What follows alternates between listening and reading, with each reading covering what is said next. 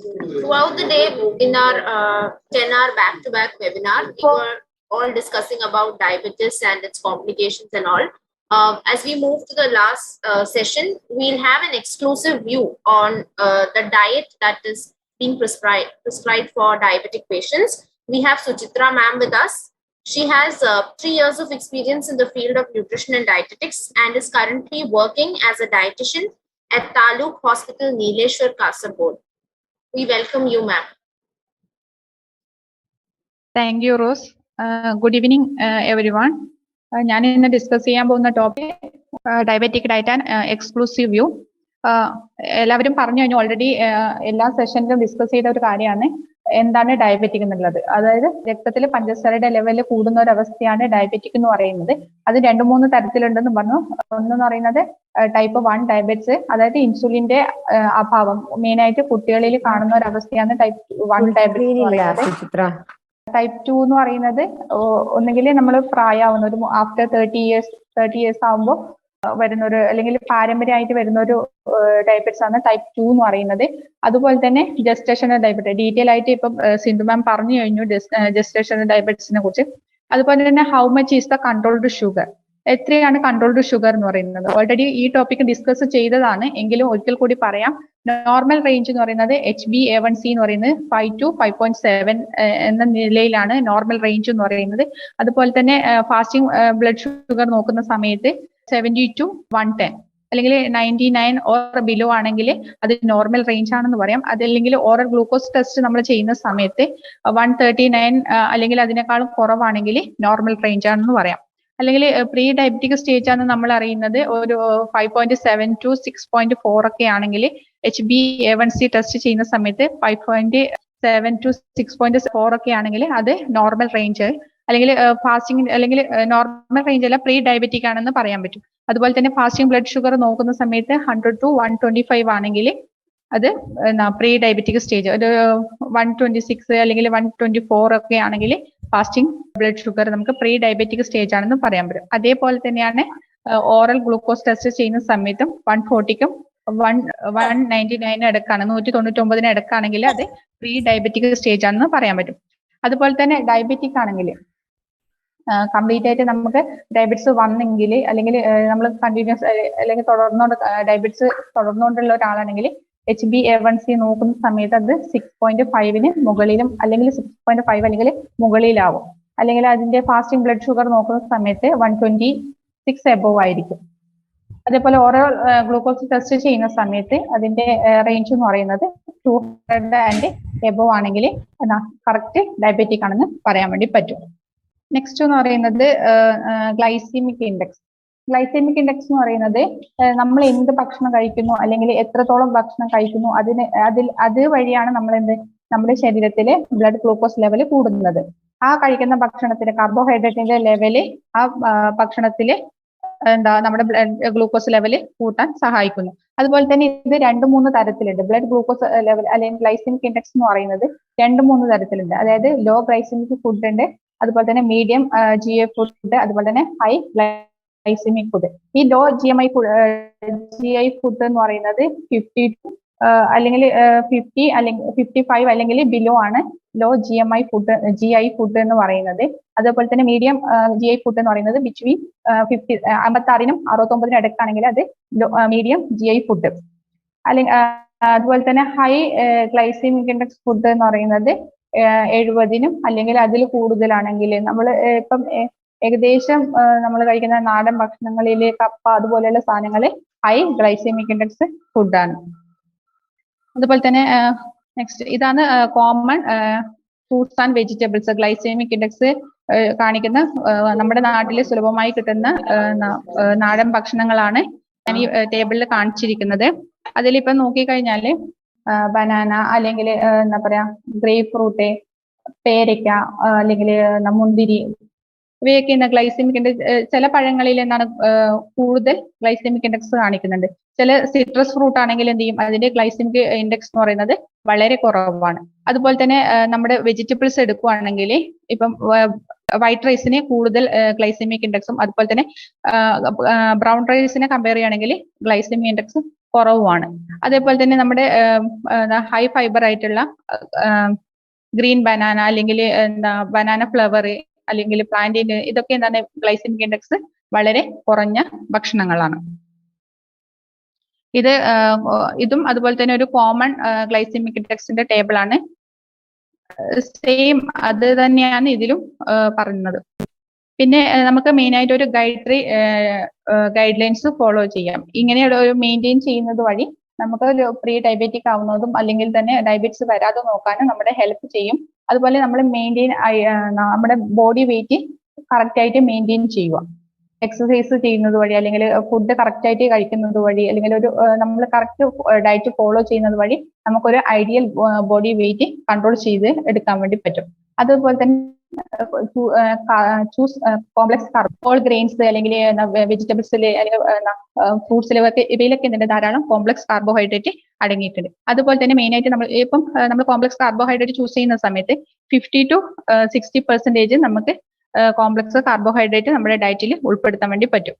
അതുപോലെ തന്നെ അത് വെച്ചാൽ ഇപ്പൊ പഴങ്ങള് അല്ലെങ്കിൽ പച്ചക്കറികള് അല്ലെങ്കിൽ മുഴുധാന്യങ്ങള് അതുപോലെ തന്നെ ബീൻസ്, പയറ് ഇവയിലൊക്കെ എന്തുണ്ട് ധാരാളം കാർബോഹൈഡ്രേറ്റ് അടങ്ങിയിട്ടുണ്ട്. ബീൻസിൽ അല്ലെങ്കിൽ പയറിൽ വെച്ചാൽ പ്രോട്ടീൻ കൂടുതലാണ് എങ്കിലും കാർബോഹൈഡ്രേറ്റ് ചെറിയ തോതിലുള്ള കാർബോഹൈഡ്രേറ്റ് സോഴ്സ് ഉണ്ട്.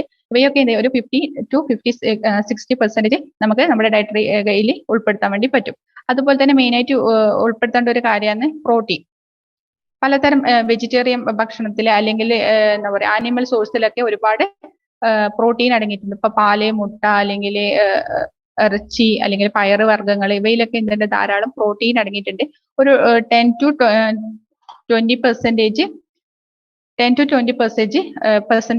പ്രോട്ടീൻ നമ്മുടെ ഡയറ്റിൽ നമുക്ക് ഉൾപ്പെടുത്താൻ വേണ്ടി സാധിക്കണം. അതുപോലെ തന്നെ മെയിൻ ആയിട്ട് നമ്മൾ ഫാറ്റ്സ് ആൻഡ് ഓയിൽസിന്റെ അളവ് നമ്മൾ എന്ത് ചെയ്യുക മെയിൻ ആയിട്ട് കുറക്കുക. പരമാവധി അളവ് പലതരം ഇപ്പൊ ഓയിൽ അല്ലെങ്കിൽ ഫാറ്റ് ഉപയോഗിക്കുന്ന സമയത്ത് നമ്മൾ പലതരം ഇപ്പൊ എണ്ണ ഉപയോഗിക്കുന്നുണ്ടെങ്കിൽ നമ്മൾ പലതരം എണ്ണകൾ ഉപയോഗിക്കാൻ വേണ്ടി ശ്രദ്ധിക്കുക. അതായത് ഇപ്പം സൺഫ്ലവർ ഓയിൽ യൂസ് ചെയ്യുന്നുണ്ട്, അല്ലെങ്കിൽ തവിടെണ്ണ യൂസ് ചെയ്യുന്നവരുണ്ട്, കോക്കനട്ട് ഓയിൽ യൂസ് ചെയ്യുന്നവരുണ്ട്, അല്ലെങ്കിൽ മസ്റ്റാർഡ് ഓയിൽ യൂസ് ചെയ്യുന്നവരുണ്ട്. അപ്പൊ ഏത് നമ്മൾ എണ്ണ യൂസ് ചെയ്യുന്നുണ്ടെങ്കിൽ എന്ത് ചെയ്യുക അത് ലിമിറ്റ് ചെയ്യുക, അതിന്റെ അളവ് ലിമിറ്റ് ചെയ്യുക. ഒരു 2 to 3 ടീസ്പൂൺ ഓയിലൊക്കെ യൂസ് ചെയ്യുന്ന രീതിയിൽ നമ്മൾ യൂസ് ചെയ്യുക. അത് അങ്ങനെയുള്ള രീതിയിൽ നമ്മൾ യൂസ് ചെയ്യുക. ഓക്കെ, അടുത്തത് എന്ന് വെച്ചാൽ സാലഡ്സ്. നമ്മുടെ മീൽസിൽ ഒരുപാട് ഹോൾ പൾസസും അതുപോലെ തന്നെ പയറുവർഗ്ഗങ്ങള്, ധാന്യങ്ങള്, അതുപോലെ തന്നെ സാലഡ്സ് അല്ലെങ്കിൽ മുളപ്പിച്ച പയറുവർഗ്ഗങ്ങൾ ഇവയൊക്കെ എന്ത് ചെയ്യുക നമ്മുടെ ഭക്ഷണത്തിൽ ഉൾപ്പെടുത്താൻ വേണ്ടി ശ്രദ്ധിക്കുക. അതുപോലെ ഒരു കൃത്യമായ ഒരു മീൽ ഫിക്സ് ചെയ്യുക. ഭക്ഷണം കഴിക്കുന്നതിന് ഒരു കൃത്യമായ ഒരു ടൈം വേണം. നമ്മൾ സാധാരണ വെച്ചാൽ ഓഫീസ് ടൈം അല്ലെങ്കിൽ വേറെ എന്ത് കാര്യങ്ങളാണെങ്കിൽ നമുക്ക് കൃത്യമായിട്ട് സമയം ഭക്ഷണം കഴിക്കാൻ വേണ്ടി പറ്റില്ല. ചിലപ്പോൾ അത് ഒഴിവാക്കേണ്ട ഒരു അവസ്ഥ വരുന്നുണ്ട്, അല്ലെങ്കിൽ ചിലപ്പം ഫാസ്റ്റിംഗ് ആവേണ്ട ഒരു അവസ്ഥ വരുന്നുണ്ട്. അപ്പൊ അങ്ങനെയുള്ള ഇതൊക്കെ എന്ത് ചെയ്യുക പരമാവധി നമ്മൾ അവോയ്ഡ് ചെയ്തിട്ട് കൃത്യമായിട്ട് ഒരു മീൽ ടൈമിങ് കീപ്പ് ചെയ്യാൻ ശ്രദ്ധിക്കുക. രാവിലെ ആണെങ്കിലും ഉച്ചയ്ക്കാണെങ്കിലും അതുപോലെ ഈവനിങ്ങിലാണെങ്കിൽ ഇടനേരങ്ങളിലാണെങ്കിലും നമ്മളൊരു കൃത്യമായ മീൽ ടൈമിംഗ് കൂടി കീപ്പ് ചെയ്യുക. അതേപോലെ തന്നെ ഒരു നേരത്തെ ഭക്ഷണവും നമ്മൾ ഒഴിവാക്കാതിരിക്കുക. മെയിനായിട്ട് ഇപ്പൊ എന്ന് വെച്ചാൽ നമ്മുടെ ഓഫീസിൽ പോകുന്ന തിരക്കിലാണെങ്കിൽ നമ്മൾ രാവിലത്തെ ഭക്ഷണം ചിലവർ ഒഴിവാക്കുക, അല്ലെങ്കിൽ നമ്മൾ ഫാസ്റ്റ് ആയിട്ട് നിന്ന് കഴിച്ചിട്ട് പോകുന്നവരൊക്കെ ഉണ്ട്. അപ്പം മാക്സിമം നമ്മൾ എന്ത് ചെയ്യുക അങ്ങനത്തെ സിറ്റുവേഷൻസ് ഒക്കെ അവോയ്ഡ് ചെയ്യുക. പരമാവധി ഇരുന്ന് തന്നെ ഭക്ഷണം കഴിക്കുക. ഒരു 10 to 20 മിനിറ്റ്സ് ഒക്കെ ഭക്ഷണം കഴിക്കാൻ വേണ്ടി ശ്രദ്ധിക്കുക. നല്ലോണം ചവച്ചരച്ച് വേണം ഭക്ഷണം കഴിക്കാൻ വേണ്ടിയിട്ട്. അതുപോലെ തന്നെ ഒരു നേരത്തെ ഭക്ഷണം എന്ത് ചെയ്യുക നമ്മൾ അവോയ്ഡ് ചെയ്യാൻ വേണ്ടി പാടില്ല. അതേപോലെ തന്നെ ഭക്ഷണം കഴിക്കുന്നത് ഇപ്പം സാധാരണ ഒരു മലയാളിയുടെ രീതി എന്ന് വെച്ചാൽ കൃത്യസമയം ഇപ്പൊ ഭക്ഷണം കഴിക്കുന്നുണ്ടെങ്കിൽ വയറ് ഫുള്ള് കഴിക്കാൻ വേണ്ടി ശ്രദ്ധിക്കും, അല്ലെ? എന്താ പറയാ ഒരു വയറ് ഫുള്ളാവാതെ നമ്മൾ ആ ടേബിളിന്റെ മുന്നിൽ നിന്ന് എണീക്കില്ല. പക്ഷെ ഭക്ഷണം കഴിക്കുമ്പോൾ ശ്രദ്ധിക്കേണ്ടതെന്ന് വെച്ചാൽ നമ്മൾ കഴിക്കുന്ന ഭക്ഷണത്തിന്റെ ക്വാണ്ടിറ്റി കുറച്ചിട്ട് പല നേരങ്ങളിലായിട്ട് ഒരു 3 നേരമാണ് ഭക്ഷണം കഴിക്കുന്നതെങ്കിൽ അത് 5 or 6 തവണയായിട്ട് ഭക്ഷണം കഴിക്കാൻ വേണ്ടി ശ്രദ്ധിക്കുക. മീലിന്റെ അളവ് കുറച്ചിട്ട് അത് സ്മോൾ ക്വാണ്ടിറ്റി ആക്കിയിട്ട് ഇടവിട്ട് ഭക്ഷണം കഴിക്കാൻ വേണ്ടി ശ്രദ്ധിക്കുക. ഇത് ഈ പിക്ചേഴ്സിൽ ഉൾപ്പെടുത്തിയിട്ടുള്ളതെന്ന് വെച്ചാല് കാർബോഹൈഡ്രേറ്റ് ഹൈ ഫൈബർ കണ്ടന്റ് ഉള്ള ഫുഡ്സ് ആണ്. അതായത് കാർബോഹൈഡ്രേറ്റ് അതുപോലെ തന്നെ പ്രോട്ടീൻ അടങ്ങിയിട്ടുണ്ട്, അതുപോലെ തന്നെ നട്ട്സ് ഉൾപ്പെടുത്തിയിട്ടുണ്ട്. ഇവയൊക്കെ എന്താണ് ഡയബറ്റിസിനും അതുപോലെ തന്നെ ഡയബറ്റിസിനും ഉൾപ്പെടുത്താൻ പറ്റുന്ന ഒരു ഡയറ്റ് ആണ്. അല്ലെങ്കിൽ നമ്മുടെ നാട്ടിൽ സുലഭമായി കിട്ടുന്ന പഴങ്ങളും പച്ചക്കറികളും അതുപോലെ തന്നെ ധാന്യങ്ങളും ഒക്കെയാണ് ഇതിൽ ഉൾപ്പെടുത്തിയിരിക്കുന്നത്. ഈ എന്താ പറയാ ചീര, അതുപോലെ തന്നെ വസള എന്നാ പറയുന്നതെന്ന് അറിയില്ല. വസള നമ്മുടെ നാട്ടിലൊക്കെ സുലഭമായി കിട്ടുന്ന ഒരു ലീഫി വെജിറ്റബിൾ ആണ്. അതുപോലെ തന്നെ വാഴക്കാമ്പ്, കൂമ്പ്, അതുപോലത്തെ ഇലക്കറികളായ ചീര, ചീര, മത്തനില ഇവയൊക്കെ, അല്ലെങ്കിൽ പാഷൻ ഫ്രൂട്ട്, ഇവയൊക്കെ ഡയബറ്റിസിനും യൂസ് ചെയ്യാൻ പറ്റുന്ന ഒരു ഹൈ ഫൈബർ ഫുഡാണ്.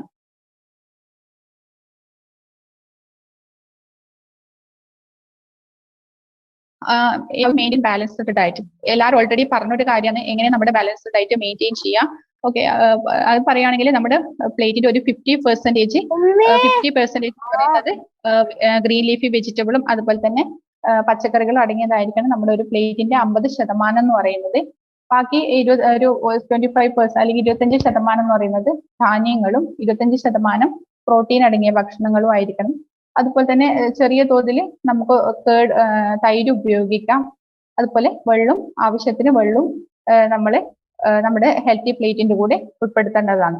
അതായത് ഇപ്പം ഗ്രീൻ ലീഫി വെജിറ്റബിൾ എന്ന് പറയുമ്പോൾ ഞാൻ നേരത്തെ പറഞ്ഞതുപോലത്തെ ഹൈ ഫൈബർ ആയിട്ടുള്ള ഇലക്കറികളും അതുപോലെ തന്നെ വെജിറ്റബിൾസും, വാഴക്കാമ്പ്, കൂമ്പ്, നമ്മുടെ നാട്ടിൽ തന്നെ സുലഭമായി കിട്ടുന്ന അധികം കോസ്റ്റ് ഇല്ലാത്ത സാധനങ്ങൾ തന്നെ മാക്സിമം നമ്മൾ ഉൾപ്പെടുത്താൻ വേണ്ടി ശ്രദ്ധിക്കുക. അപ്പം അതുപോലെ തന്നെ ഇപ്പം പയർവർഗ്ഗങ്ങള് അല്ലെങ്കിൽ ധാന്യങ്ങളെ ഉൾപ്പെടുത്തുന്ന സമയത്ത്, അല്ലെങ്കിൽ ഇറച്ചി അല്ലെങ്കിൽ മീൻ, മുട്ട ഇതൊക്കെ ഉൾപ്പെടുത്തുന്ന സമയത്ത് എന്ത് ചെയ്യുക, ഒരു 25% ഇപ്പൊ പയറാവട്ടെ അല്ലെങ്കിൽ മുട്ടയാവട്ടെ, മീനാവട്ടെ, മീനാണെങ്കിൽ ചെറിയ ചെറിയ മത്സ്യങ്ങൾ തന്നെ ഉൾപ്പെടുത്താൻ വേണ്ടി ശ്രദ്ധിക്കുക. മത്തി, അയല അതുപോലുള്ള മത്സ്യങ്ങൾ തന്നെ നമ്മൾ നമ്മുടെ ഡയറ്റിന്റെ ഭാഗമാക്കാൻ വേണ്ടി ശ്രദ്ധിക്കാം. അതുപോലെ തന്നെ ഓയിലൊക്കെ പരമാവധി കുറച്ച് വേണം ഉപയോഗിക്കാൻ വേണ്ടിയിട്ട്. ഒരു 2 to 3 ടീസ്പൂൺ ഓയിൽ നമ്മുടെ ഡയറ്റിൽ ഉൾപ്പെടുത്തുക. അതുപോലെ ഇത് നെക്സ്റ്റ് സ്ലൈഡ് എന്ന് പറയുന്നത് ഒരു അളവാണ്. ഇപ്പം ഞാൻ നേരത്തെ പറഞ്ഞു എണ്ണ ഉപയോഗിക്കുന്നത് വെച്ചാൽ ഒരു 2 to 3 ടീസ്പൂൺ എന്ന് വെച്ചാൽ ഇത്രയും ഒരു ടീസ്പൂൺ എന്ന് പറയുന്നത് 5 ml ആണ്. അതുപോലെ തന്നെ ഒരു ടേബിൾ സ്പൂൺ എന്ന് പറയുന്നത് 15 ml. അതുപോലെ ഒരു കപ്പ് എന്ന് വെച്ചാൽ അത് 200 ml ഒരു കപ്പ്. അപ്പൊ ഇതാണ് നമ്മുടെ മെഷേഴ്സ് എന്ന് പറയുന്നത്. ഇങ്ങനെയാണ് നമ്മൾ അളന്ന് ഭക്ഷണം. ഇപ്പൊ ഒരു 1 കപ്പ് എന്ന് പറയുന്നത് ഒരു 200 ml ഒരു 1 കപ്പ്. ഇപ്പൊ റൈസ് ആണെങ്കിൽ നമ്മൾ 200, അല്ലെങ്കിൽ ഒരു കപ്പ് റൈസ് കഴിക്കാന്ന് പറയുന്നത് ഒരു 200 ml ആയിരിക്കും. അതായത് അതിന്റെ വീതി എന്ന് പറയുന്ന കപ്പിന്റെ വീതി എന്ന് പറയുന്നത് 8.2 സെന്റിമീറ്ററും അതിന്റെ ഉയരം എന്ന് പറയുന്നത് 4 സെന്റിമീറ്ററും ആയിരിക്കും. അതുപോലെ ടേബിൾ സ്പൂൺ എന്ന് പറയുന്നത് വലിയതായിരിക്കും. അതിന്റെ ആ സ്പൂണിന്റെ ഭാഗം എന്ന് പറയുന്നത് 6.4 സെന്റിമീറ്ററും ടീസ്പൂൺ എന്ന് പറയുമ്പോൾ അത് 4.5 സെന്റിമീറ്ററും ആയിരിക്കും. ഈ സ്ലൈഡിൽ കാണിച്ചിരിക്കുന്നത് വെച്ചാൽ ജങ്ക് ഫുഡിൽ മെയിൻ ആയിട്ട് നമ്മുടെ നാട്ടിൽ കാണുന്നത് കൂടുതൽ കലോറി അടങ്ങിയ ഭക്ഷണങ്ങളാണ് ജങ്ക് ഫുഡ് എന്ന് പറയുന്നത്. അതായത് ഒരു വളരെ ലോ ന്യൂട്രിയൻസ് ഉള്ളത്, ഫാറ്റും അതുപോലെ തന്നെ സോൾട്ട്, ഷുഗർ ഇവയൊക്കെ ഹൈ ആയിട്ടുള്ള ഭക്ഷണത്തെയാണ് നമ്മൾ ജങ്ക് ഫുഡ് എന്ന് പറയുന്നത്. മെയിനായിട്ട് ഇപ്പൊ എല്ലാ ഫംഗ്ഷനും കൂടുതലായിട്ട് കാണുന്നത് ഇപ്പൊ ബിരിയാണി ആവട്ടെ, അല്ലെങ്കിൽ പൊറോട്ട, ഈവനിങ് എന്തെങ്കിലും പ്രോഗ്രാം ഒക്കെ ആണെങ്കിൽ പൊറോട്ട, അല്ലെങ്കിൽ വൈകുന്നേരം ചായക്കാണെങ്കിൽ പഴം പൊരിച്ചത്, അല്ലെങ്കിൽ പരിപ്പ് വട, അല്ലെങ്കിൽ സമൂസ, ഇങ്ങനെയുള്ള പലഹാരങ്ങളാണ് നമ്മുടെ നാട്ടിൽ കൂടുതലായിട്ടും കാണുന്നത്. ഇപ്പൊ ഏതൊരു ഫംഗ്ഷൻ നോക്കിക്കഴിഞ്ഞാലും എന്ത് ചെറിയൊരു പാവപ്പെട്ടവൻ എന്നില്ല, പണക്കാരൻ എന്നില്ലാതെ എന്നല്ല വ്യത്യാസമില്ലാതെ എല്ലാവരും ഉപയോഗിക്കുന്ന ഒരു ഭക്ഷണ രീതിയാണ് ബിരിയാണി എന്ന് പറയുന്നത്. അപ്പം സാധാരണ നമ്മൾ ജങ്ക് ഫുഡ് എന്ന് പറയുമ്പോൾ വിചാരിക്കുന്നതെന്ന് വെച്ചാൽ എന്താ ബർഗർ അല്ലെങ്കിൽ പിസ്സ അല്ലെങ്കിൽ ഇങ്ങനെയുള്ള ഭക്ഷണങ്ങളെയാണ് നമ്മൾ മെയിനായിട്ട് ജങ്ക് ഫുഡ്, കോക്കോകോള ഇങ്ങനെയുള്ള ഭക്ഷണങ്ങളെയാണ് നമ്മൾ മെയിനായിട്ട് ജങ്ക് ഫുഡ് എന്ന് വിചാരിക്കുന്നത്. പക്ഷേ അല്ല, നമ്മുടെ നാട്ടിൽ തന്നെയുള്ള ഇതുപോലുള്ള ബിരിയാണി അല്ലെങ്കിൽ പൊറോട്ട അല്ലെങ്കിൽ പഴംപൊരി ഇതുപോലെയുള്ള ഭക്ഷണങ്ങളാണ് ജങ്ക് ഫുഡ് എന്ന് പറയുന്നത്. അപ്പം പരമാവധി ഇങ്ങനെയുള്ള ഫുഡുകൾ വല്ലപ്പോഴും യൂസ് ചെയ്യാൻ വേണ്ടി ശ്രദ്ധിക്കുക. അതുപോലെ കൂടെ ഉപയോഗം എന്ത് ചെയ്യുക, നമ്മൾ പരമാവധി ഒഴിവാക്കുക. അതുപോലെ മെയിൻ ആയിട്ട് നമ്മൾ ശ്രദ്ധിക്കേണ്ട ഒരു കാര്യം എന്ന് വെച്ചാൽ കൃത്യമായിട്ട് വ്യായാമം ചെയ്യാൻ വേണ്ടി ശ്രദ്ധിക്കുക. ഇപ്പം പൊതുവേ നമ്മളെല്ലാവരും സെഡൻഡറി ലൈഫ് ഫോളോ ചെയ്യുന്നവരാണ്, അല്ലെ? ഇപ്പൊ വ്യായാമം കുറവുള്ളവരാണ്. പലർക്കും പല തിരക്കുകൾ കൊണ്ട്, അല്ലെങ്കിൽ ഓഫീസിൽ പോകുന്ന തിരക്കുണ്ട്, അല്ലെങ്കിൽ പല വീട്ടു ജോലികൾ ഇല്ലവര്. ഇപ്പം കുറച്ച് പ്രായമുള്ളവരെല്ലാം ആകുമ്പോൾ വീട്ടു ജോലി, ഇപ്പൊ കുട്ടികളെ പറഞ്ഞേക്കണം, അല്ലെങ്കിൽ ഹസ്ബൻഡിന്റെ ജോലിക്ക് പറഞ്ഞേക്കണം, അല്ലെങ്കിൽ ഹൗസ് വൈഫെല്ലാം ആവുന്നവര് ഇങ്ങനെ പല കാരണങ്ങൾ കൊണ്ടും എക്സസൈസ് ചെയ്യാതെ വരുന്നുണ്ട്. അപ്പം മാക്സിമം എന്ത് ചെയ്യാം, നമ്മൾ അതിനുവേണ്ടി സമയം കണ്ടെത്തുക. ഒരു അരമണിക്കൂറെങ്കിലും എന്ത് ചെയ്യാം, നമ്മൾ എക്സസൈസ് ചെയ്യുക. മെയിൻ ആയിട്ട് ഇപ്പോൾ ഹൗസ് വൈഫ് എല്ലാം ആയിട്ടുള്ളവർക്കും എന്തുണ്ട് ഡയബറ്റിസ് അല്ലെങ്കിൽ ഹൈപ്പർ ടെൻഷൻ ഇതുപോലുള്ള ജീവിതശൈലി രോഗങ്ങൾ പെടുന്നുണ്ട്. അപ്പം അവരെന്ത് സമ്മർദ്ദം ഇങ്ങനെയുള്ള പല കാരണങ്ങൾ കൊണ്ടും അവർക്ക് എന്ത് ജീവിതശൈലി രോഗങ്ങൾ പിടിപെടുന്നത്. ഭക്ഷണം കഴിക്കുമ്പോഴൊക്കെ എന്ത് ചെയ്യുക, നമ്മൾ പരമാവധി ഇപ്പൊ ഫാമിലി മൊത്തം ഇരുന്ന് ഭക്ഷണം കഴിക്കാൻ വേണ്ടി ശ്രദ്ധിക്കുക. അതുപോലെ വ്യായാമം ചെയ്യാൻ വേണ്ടിയിട്ട് ഒരു അരമണിക്കൂറെങ്കിലും എന്ത് ചെയ്യുക, നമ്മൾ മാറ്റി വെക്കും. മെയിനായിട്ട് ചെയ്യാറില്ല ആരും. എന്താ വെച്ചാല് രാവിലെ എല്ലാവർക്കും പോകേണ്ട തിരക്കും പറഞ്ഞേക്കേണ്ട തിരക്കിലൊക്കെ ആയിട്ട് രാവിലത്തെ വ്യായാമം ഒഴിവാക്കുന്നുണ്ട്. അല്ലെങ്കിൽ രാവിലെ പറ്റുന്നില്ല എന്നുണ്ടെങ്കിൽ വൈകുന്നേരമെങ്കിലും ഒരു അരമണിക്കൂറെങ്കിലും വ്യായാമം ചെയ്യാൻ വേണ്ടി ശ്രദ്ധിക്കുക. ഇതിങ്ങനെ ചെയ്യുന്നത് വഴി നമുക്ക് ഒരുപാട് ഗുണങ്ങളുണ്ട്. അല്ലെ, നമ്മൾ കഴിക്കുന്ന ഭക്ഷണത്തിലെ പോഷക ഘടകങ്ങളെ അബ്സോർബ് ചെയ്യാൻ, ആഗിരണം ചെയ്യാനും, അതുപോലെ തന്നെ നമ്മുടെ നല്ലൊരു ആരോഗ്യം മെയിൻറ്റെയിൻ ചെയ്തെടുക്കാനും, അതുപോലെ നല്ലൊരു ഉറക്കം കിട്ടാനും അല്ലെങ്കിൽ നമുക്ക് സ്ട്രെസ് കുറക്കാനും ടെൻഷനൊക്കെ കുറക്കാൻ വേണ്ടിയിട്ടും നല്ലൊരു വ്യായാമം സഹായിക്കുന്നുണ്ട്. അതുപോലെ തന്നെ വെള്ളം അത്യാവശ്യമായ ഒരു ഘടകമാണ്. ഒരു 12 മുതൽ 15 ഗ്ലാസ്സെങ്കിലും വെള്ളം ഒരു ദിവസം കുടിക്കാൻ വേണ്ടി ശ്രദ്ധിക്കണം. മെയിൽസ് ആണെങ്കിൽ ഒരു 3 ലിറ്റർ വെള്ളമെങ്കിലും കുടിച്ചിരിക്കണം. അതുപോലെ വുമൻസ് ആണെങ്കിൽ ഒരു 2-2.5 ലിറ്ററെങ്കിലും വെള്ളം ഒരു ദിവസം കുടിക്കാൻ വേണ്ടി ശ്രദ്ധിക്കണം. പരമാവധി ഇപ്പൊ ഡയറ്റ് കൗൺസിലിങ്ങിനൊക്കെ വരുന്നവര് വെള്ളം കുടിക്കുന്നത് കുറവാണെന്ന് പറയാറുണ്ട്. മാക്സിമം ആരും കുടിക്കാറില്ല വെള്ളം. പറ്റുന്നത്ര എന്ത് ചെയ്യുക, നമ്മൾ വെള്ളം കുടിക്കാൻ വേണ്ടി ശ്രദ്ധിക്കുക. നമ്മുടെ ക്ഷീണം, അതുപോലെ തന്നെ നമ്മുടെ ക്ഷീണമുള്ളത് കുറക്കാനും, അതുപോലെ തന്നെ നമ്മുടെ എനർജി ലെവൽ മെയിൻറ്റെയിൻ ചെയ്തെടുക്കാനും ഒക്കെ വെള്ളം സഹായിക്കും. അതുപോലെ തന്നെ ന്യൂട്രിയൻസിന്റെ അബ്സോർപ്ഷനും വെള്ളം ധാരാളം സഹായിക്കുന്നുണ്ട്. അതുപോലെ തന്നെ പ്രധാനപ്പെട്ട ഒരു കാര്യമാണ് ഉറക്കം എന്ന് പറയുന്നത്. അതും നേരത്തെ എല്ലാവരും ഡിസ്കസ് ചെയ്തൊരു കാരണം. നമ്മൾ ഇപ്പം കിടക്കാൻ വേണ്ടിയിട്ട് ഒരുപാട് വൈകുന്നുണ്ട്, അല്ലെങ്കിൽ ഒരു കൃത്യസമയത്ത് ഉറങ്ങുന്നില്ല.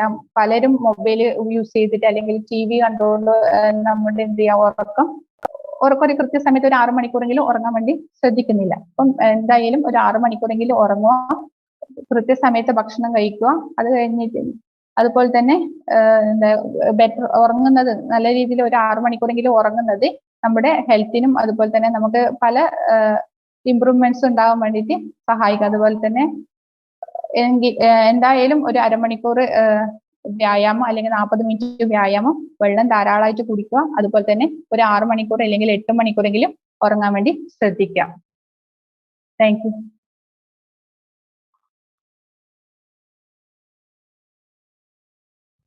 Any questions? Thank you so much, Suchitra ma'am. We have anyone who wants to ask questions to Suchitra ma'am can please put it in the chat box.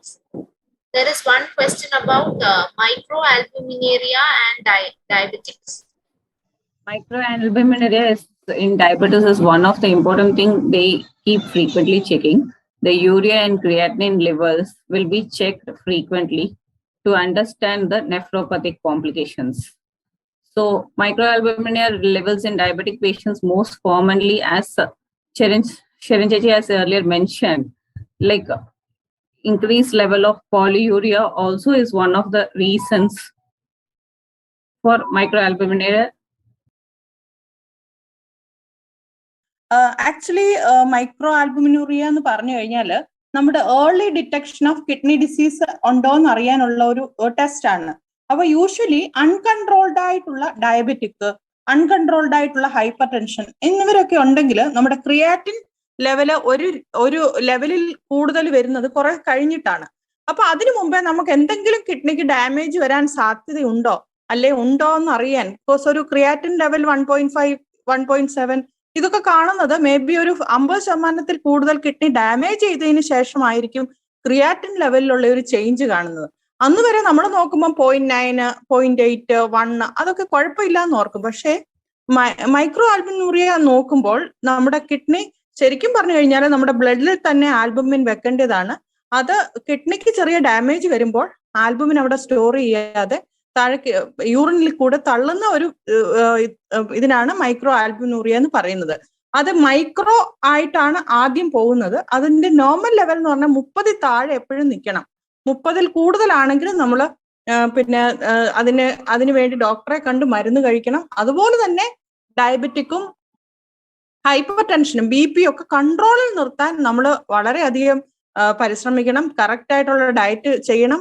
എങ്കിൽ കൂടുതൽ ഡാമേജ് നമ്മുടെ കിഡ്നിക്ക് വരാൻ തടയാൻ സാധിക്കും.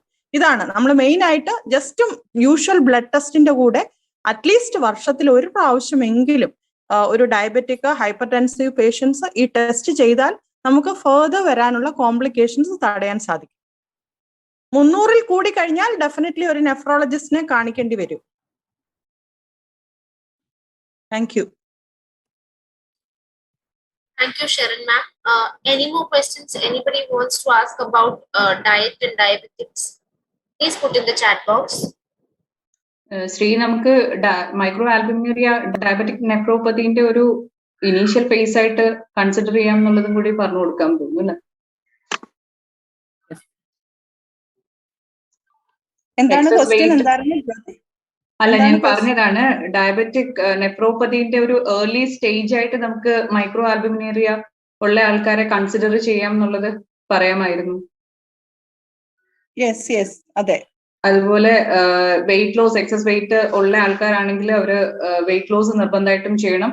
അതുപോലെ ഹൈ സോൾട്ട് കണ്ടന്റ്, അതുപോലെ തന്നെ സോഡിയം ഹൈ ലെവലിൽ ഉള്ള ഭക്ഷണങ്ങൾ കഴിയുന്നത് അവർ അവോയ്ഡ് ചെയ്യുക. പിന്നെ right amount of protein correct ആയിട്ട് ഒന്നുകിൽ ഒരു ഡയറ്റീഷ്യന്റെ സജഷനോട് കൂടിയിട്ട് എടുക്കാൻ വേണ്ടിയിട്ട് പ്രത്യേകം ശ്രദ്ധിക്കുക. ഇങ്ങനത്തെ ഉള്ള കാര്യങ്ങളൂടെ, ഇങ്ങനെയുള്ള കണ്ടീഷനിലൂടെ പോകുന്ന ആൾക്കാർ പ്രത്യേകം ശ്രദ്ധിക്കേണ്ടതാണ്. പിന്നെ വേറൊരു കാര്യം നമ്മൾ എല്ലാവരും പറഞ്ഞതിൽ I think one of the need, നമ്മൾ ഫാറ്റി ലിവറുടെ ഒരു കാര്യം കൂടി കവറപ്പ് ചെയ്യാം. ഷെറിൻ ചേച്ചി, can you just tell about fatty liver also? Fatty liver എന്ന് പറഞ്ഞു കഴിഞ്ഞാൽ ഇപ്പൊ നമ്മൾ എല്ലാവരും ഓർക്കും ഫാറ്റി ലിവർ ഗ്രേഡ് 1 കുഴപ്പമില്ല, സാരമില്ല, ഗ്രേഡ് 1 ഫാറ്റി ലിവർ അല്ലേ ഉള്ളൂ, അത് കുഴപ്പമില്ല, അത് എല്ലാവർക്കും ഇപ്പം കാണുന്ന ശരിയാണ്, എല്ലാവർക്കും കാണുന്നതാണ്. ഇപ്പം ആൽക്കഹോളിക് ലിവർ ഡിസീസിനെക്കാട്ടിൽ നോൺ ആൽക്കഹോളിക് ലിവർ ഡിസീസ് ആണ് ഇപ്പം വളരെ കോമൺ ആയിട്ട് കാണുന്നത്. അതിന്റെ കാരണം എന്താണെന്ന് ചോദിച്ചു കഴിഞ്ഞാൽ നമ്മുടെ എക്സസീവ് കൺസംഷൻ ഓഫ് കാർബോഹൈഡ്രേറ്റ് ആണ്. കാർബോഹൈഡ്രേറ്റ് ഒരു പരിധിയിൽ കൂടുതൽ നമ്മൾ കഴിക്കുമ്പോഴാണ് എക്സ്ട്രാ വരുന്നത്, ഇത് പോയി ലിവറിന്റെ ചുറ്റും സ്റ്റോർ ചെയ്യുന്നത് ഫാറ്റ് ആയിട്ട്. അപ്പം അതിന് നമ്മൾ ചെയ്യേണ്ടത് ഈ മുമ്പേ നമ്മൾ പറഞ്ഞതുപോലെ തന്നെ നന്നായിട്ട് എക്സസൈസ് ചെയ്യുക, കാർബോഹൈഡ്രേറ്റ് കൺസംഷൻ കുറയ്ക്കുക, അതുപോലെ തന്നെ കഴിക്കുന്ന കാർബോഹൈഡ്രേറ്റ് നാരുള്ള കാർബോഹൈഡ്രേറ്റ് ആക്കുക. കോംപ്ലക്സ് കാർബോഹൈഡ്രേറ്റ് എന്ന് പറഞ്ഞു കഴിഞ്ഞാൽ ധാരാളം ഫൈബർ അടങ്ങിയ കാർബോഹൈഡ്രേറ്റ്, അതായത് തവിട് നീക്കം ചെയ്യാത്ത ധാന്യങ്ങള്, അതുപോലെ തന്നെ ധാരാളം പഴങ്ങള്, പച്ചക്കറികള്, ധാരാളം പഴങ്ങളല്ല, പഴങ്ങൾ ഒരു ദിവസം ഒരു 1-2, അതുപോലെ ജ്യൂസുകൾ, സിമ്പിൾ കാർബോഹൈഡ്രേറ്റ് അവോയ്ഡ് ചെയ്യുക, അതായത് പഞ്ചസാര, ഒത്തിരി ഹണി ഉപയോഗിക്കാം, എല്ലാം ഒരു മിതമാണെങ്കിൽ കുഴപ്പമില്ല. പക്ഷെ നമ്മൾ ഉപയോഗിക്കുമ്പോൾ എക്സസ് ആകുന്നു, അതായത് നമ്മൾ ഇവൻ ഒരു കേക്ക്, ഒരു പാർട്ടിക്ക് പോയാലും കേക്ക് കഴിക്കുകയാണെങ്കിലും അതിൻ്റെ അകത്തൊക്കെ എക്സസ് ഷുഗർ ആണ്. ബിസ്ക്കറ്റ്സ് നമ്മൾ രാവിലെ ചായയുടെ കൂടെ, ഇവിടെ ഒത്തിരി ആൾക്കാർ ഡയബറ്റിക് പേഷ്യൻസും ആരോ റൂട്ട് ബിസ്ക്കറ്റ് കഴിക്കാറുണ്ട്. ഇതൊക്കെ മുഴുവൻ കാർബോഹൈഡ്രേറ്റ് ആണ്. ഇതിന് പകരം കുറച്ച് നട്ട്സ് കഴിക്കാം, നമുക്ക് സോക്ഡ് ആൽമണ്ട്സ് കഴിക്കാം. ഈ രീതിയിലുള്ള ഒരു ഡയറ്ററി ചേഞ്ചും ഇത്രയും മണിക്കൂറുകൾ നമ്മൾ പറഞ്ഞ ഡയറ്ററി ചേഞ്ചസും നല്ല രീതിയിൽ എക്സസൈസും കൂടെ ചെയ്യുകയാണെങ്കിൽ നമുക്ക് ഫാറ്റി ലിവർ ഇനിഷ്യൽ സ്റ്റേജിൽ തന്നെ മാറ്റാവുന്നതാണ്. അത് മാറ്റേണ്ടത് വളരെ അത്യാവശ്യമായിട്ടുള്ള ഒരു കാര്യം കൂടിയാണ്. തീർച്ചയായിട്ടും അതിന് ഇമ്പോർട്ടൻസ് കൊടുക്കണം. ഫാറ്റി ലിവർ ഗ്രേഡ് 1 കഴിഞ്ഞു, ഗ്രേഡ് 2 കഴിഞ്ഞു, പിന്നെ ഹെപ്പാറ്റോമെഗലിയായി, പിന്നെ ഓരോ ഫാറ്റി ചേഞ്ചസും കഴിഞ്ഞാണ് non alcoholic liver disease leads to സിറോസിസും, പിന്നെ അതുപോലെ തന്നെ ക്യാൻസർ ആകാം, അതുപോലെ തന്നെ ട്രാൻസ്പ്ലാന്റേഷൻ ഒത്തിരി കണ്ടുവരുന്നത് മുഴുവൻ ഇങ്ങനെയുള്ള പേഷ്യന്റിനാണ്. അതുകൊണ്ട് അത് വളരെ ഒരു സീരിയസ് ആയിട്ടുള്ള ഒരു കണ്ടീഷനാണ് ഫാറ്റി ലിവർ. അത് ഏർലി തന്നെ ട്രീറ്റ് ചെയ്യണം. Thank you. Thank you, ma'am. There's one more question. Why is gallbladder stone on increase these days? The treatment for the above is seen mostly as a removal of the gallbladder. What is the major cause and how can we address this? Actually goal bladder stone എന്തുകൊണ്ട് വരുന്നു എന്നുള്ളത് ഇപ്പോഴും ഇതുവരെ കണ്ടുപിടിച്ചിട്ടില്ലാത്ത ഒരു കാര്യമാണ്. നമുക്ക് goal bladder stone ഒരു reason എന്താണെന്നുള്ളത് എവിഡന്റ് അല്ല. കിഡ്നി സ്റ്റോൺ പോലെ ഗോൾ ബ്ലാഡർ സ്റ്റോൺ നമ്മളുടെ ഈറ്റിംഗ് ഹാബിറ്റ്സ് കൊണ്ടാണോ എന്നൊന്നും ഇതുവരെ ഒരു സയന്റിഫിക്കലി പ്രൂവൺ അല്ല. നമ്മൾ ഇതുവരെ അങ്ങനെ കേട്ടിട്ടില്ല എന്തുകൊണ്ടാണ് ഉണ്ടാകുന്നതെന്ന്. പക്ഷെ നമുക്ക് ഇത് വന്ന് ഈ ഗോൾ ബ്ലാഡർ സ്റ്റോണ്, ചെറിയ സ്റ്റോൺ നമ്മൾ പിന്നെ സിംറ്റമാറ്റിക് ആണെങ്കിൽ മാത്രമേ അത് റിമൂവ് ചെയ്യാറുള്ളൂ. അതായത് റേഡിയേറ്റിംഗ് പെയിൻ ടുവേർഡ്സ് ബാക്ക് സൈഡിലേക്ക് റേഡിയേറ്റിംഗ് പെയിൻ ഉണ്ടാകുക, അതുപോലെ ഗോൾ ബ്ലാഡർ ഇൻഫ്ലെയിംഡ് ആകുക, അതുപോലെ ഗോൾ ബ്ലാഡറിലുള്ള ചെറിയ ചെറിയ സ്റ്റോൺസ് ഓടി നടന്ന് ബൈൽ ഡക്റ്റിനെ ഒബ്സ്ട്രക്ട് ചെയ്യുക. ഈ സമയത്തൊക്കെ ക്രമാതീതമായിട്ട് ഒബ്സ്ട്രക്റ്റീവ് ജോണ്ടിസ് ഉണ്ടാകും, ബിലിറൂബിന്റെ അളവ് കൂടും. ആ കണ്ടീഷനിൽ നമുക്കൊരു മാരകമായിട്ടുള്ള പല അസുഖങ്ങളിലേക്കും അത് നയിക്കും, പിന്നെ കോംപ്ലിക്കേഷൻ ആകും. ആ സമയത്ത് ഗോൾ ബ്ലാഡർ റിമൂവ് ചെയ്യും. ഗോൾ ബ്ലാഡറിന്റെ സ്റ്റോൺ മാത്രം റിമൂവ് ചെയ്യില്ല, ഗോൾ ബ്ലാഡർ തന്നെ നമ്മൾ റിമൂവ് ചെയ്യാറുണ്ട്. ആ ഒരു ശസ്ത്രക്രിയക്ക് പറയുന്ന പോലെയാണ് കോളിസിസ്റ്റക്ടമി എന്ന് പറയുന്നത്. കോളിസിസ്റ്റക്ടമി കഴിഞ്ഞു കഴിഞ്ഞാൽ ഞാൻ മുമ്പേ പറഞ്ഞതുപോലെ ഒരു 3 to 6 months low fat diet വളരെ ഇമ്പോർട്ടന്റ് ആണ്. And Sharanjechi, to add on, gallbladder stones, our diet is not a reason, but once detected with gallbladder stones, fatty foods, especially junks and fats, avoid completely restrict, avoid. Any other questions the participants want to ask about any sessions that were held today can be put in the chat box. There's one question that has come up, gluten and thyroid relationship. Gluten free foods, thyroid and gluten free foods that has good impact, and research studies are there to back up. But in my experience, I have shared with few patients, but what are the gluten free foods we can eat? In that case, we have to avoid most of the grains. For example, starting from wheat and rice, most of the foods comes under gluten free. So what happens is the left out with very less food items as South Indian. So what we would suggest is, for example, in the case of thyroid, it is better, rather very, very important. In Indian thyroid cases, the most commonest thing is like lack of vitamin D. They can get sunlight and improve their exercise. Exercise tolerance is lacking, so improve their exercise. These kind of things can help them in much better ways to improve their body weight. Any other points to add on, Sindhu or Jyoti? Yes, I too have heard about it, like interference, but like what you said, we cannot totally devoid a patient from using wheat and everything unless it is a symptomatic reaction that the patient is showing. So ideally, it can be other restrictions can be given more priority with a moderation. And I mean, there is a tendency for these people to take more of wheat products, thinking that rice will increase their weight further. If they have such misconceptions, these things can be eliminated, and a proper meal plan with adequate exercise, and of course the thyroid tablet, which has to be taken regularly. Many a times, those are the hidden elements which are contributing to the problem, and not maintaining it in the correct levels. And instead of gluten foods, they can concentrate on vitamin K rich foods, which may inhibit on their and even millets are a very good option when you think about avoiding gluten, because millets are not sources of gluten. Thank you, ma'am. What is the ideal time to receive sunlight? 11 a.m. to 1 p.m. is the ideal time they suggest. And if that is not the time, you can move out, or you are in office or schools, you can better take the early sunlight, but not post afternoon. That is setting sun is not good for us. Thank you, ma'am. Is usage of glycomet or any other diabetic medicine have a negative effect on PCOS, or what is their effect? Do they have any effect on PCOS? Actually, up to my knowledge, for PCOS, they use glycomet. Metformin not is the proper medication they use, not diabetic medications. Not all the diabetic medication. Metformin is also one of the diabetic medication, and metformin is the medicine available for PCOS as of now. They first primary care, they advise any PCOS patient in gynecology unit, they will advise us to take lifestyle modification, diet and exercise, and the more importance will be given on exercise, and then comes diet. Then they will start with the glycomet if necessary. So there is no negative effects as of my knowledge. Fatty liver ഉള്ളവർക്ക് ചെറുപയർ മുതിര തുടങ്ങിയത് കഴിക്കാമെങ്കിൽ ഡയറ്റിൽ എത്രത്തോളം ഉൾപ്പെടുത്താം? ചെറുപയർ കഴിക്കാം, fatty ലിവർക്ക് നല്ലതാണ്.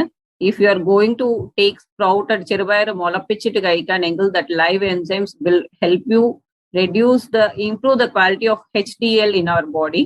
So that is very good. And muttari ragi is also we are suggesting, and it is good for, and glycemic index ഇത്തിരി കൂടുതൽ അല്ലാതെ ragi is loaded with lot of nutrients like calcium. വേറെ ഒന്നിലും കിട്ടാത്ത calcium ഒക്കെ നമുക്ക് റാഗിയിൽ നിന്ന് കിട്ടും. So we suggest both of these things. Your take on artificial sweeteners? You want me to talk, Sri Priya? Artificial sweeteners, what I would suggest is that ipo kittunna market le kittunna ella artificial sweeteners are FDA allow ചെയ്തിരിക്കുന്ന FDA authorized ആണ്. Like you have aspartame, saccharin, അങ്ങനെ you have sucralose, you have stevia, there are asulfame, ഇങ്ങനെ K എന്നൊക്കെ പറഞ്ഞ പല different types of artificial sweeteners are available.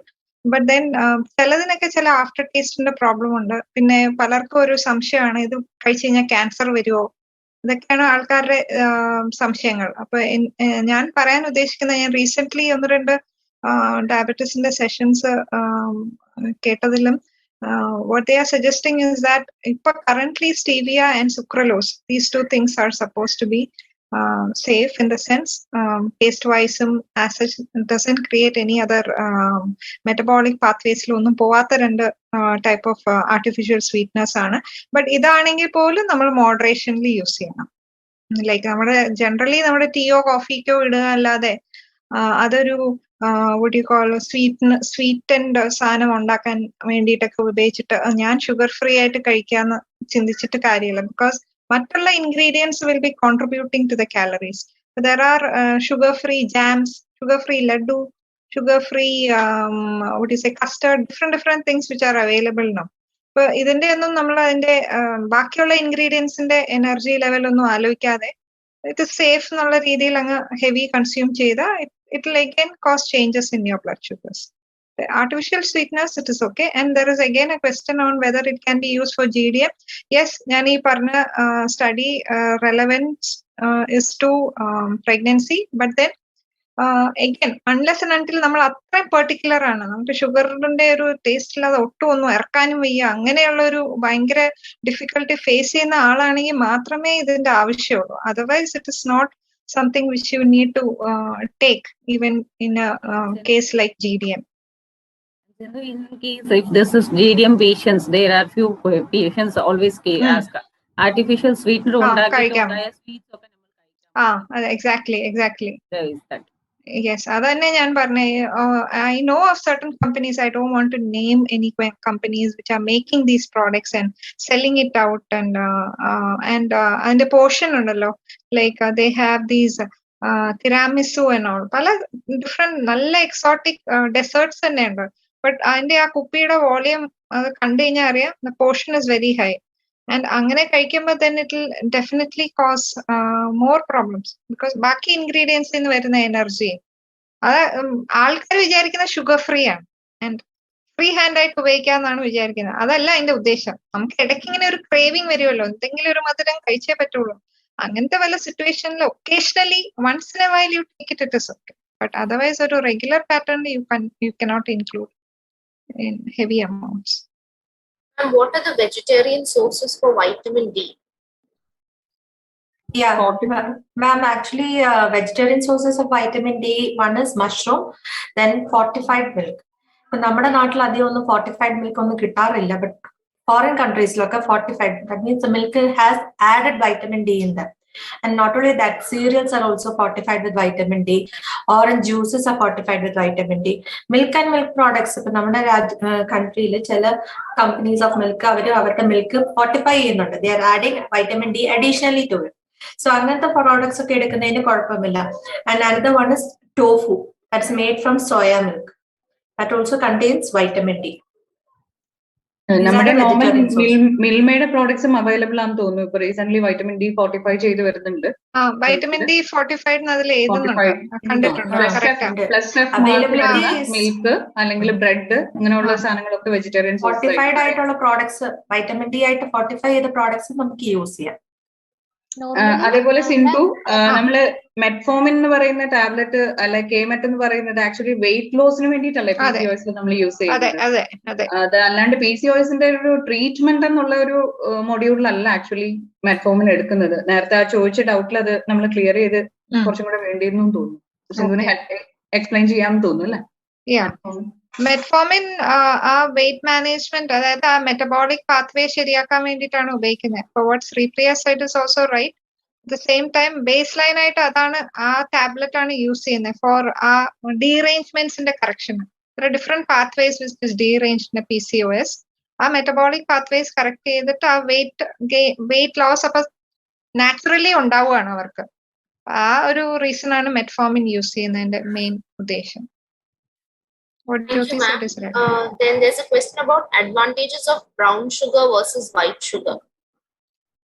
I won't say that is a bangor advantage ഉണ്ടെന്ന് പറയുന്നില്ല, but anything which is unrefined has certain trace elements, trace minerals, ഇതൊക്കെ അതിൽ അടങ്ങിയിട്ടുണ്ടാവും. So that is considered to be somewhat beneficial than a refined product. അത്രേ ഉള്ളൂ.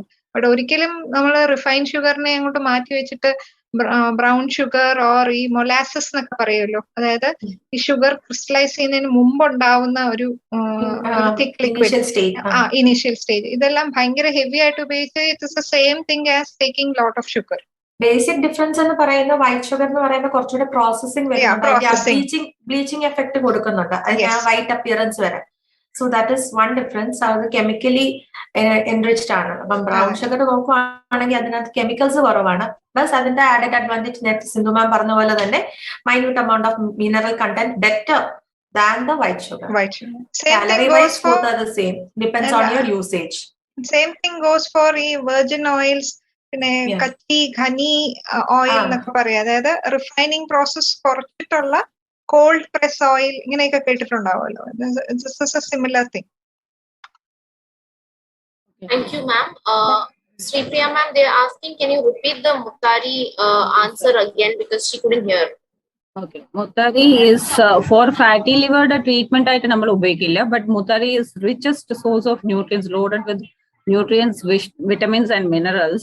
But Muttari നമ്മൾ vein ആയിട്ട് only in one condition we restrict the quantity of Muttari, that is ragi, for diabetes because of the glycemic index is little higher compared to other millets. Most of the millets are very less in glycemic index.